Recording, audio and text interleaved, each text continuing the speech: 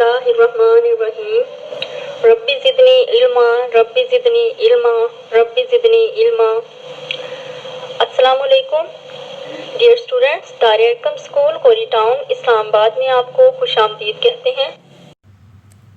Dear students, आज मैं आपको उर्दू नोटबुक प्रेजेंटेशन के बारे में बताऊंगी। सबसे पहले अपनी नोटबुक को प्लास्टिक शीट से कवर कर लें।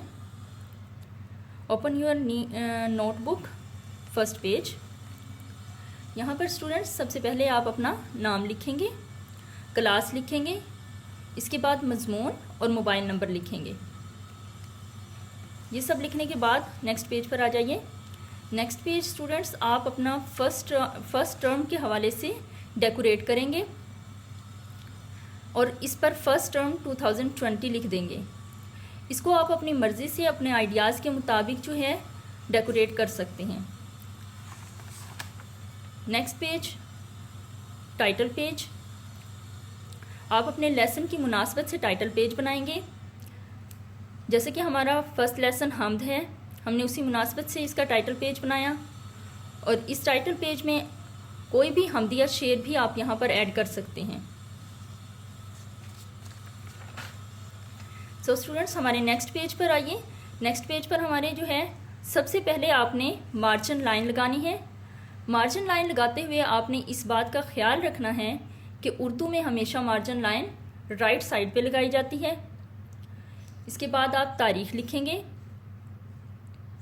स्टूडेंट्स जो भी तारीख़ है, जिस तारीख़ को आप असेसमेंट अपनी कर रहे हैं वो डेट लिखेंगे।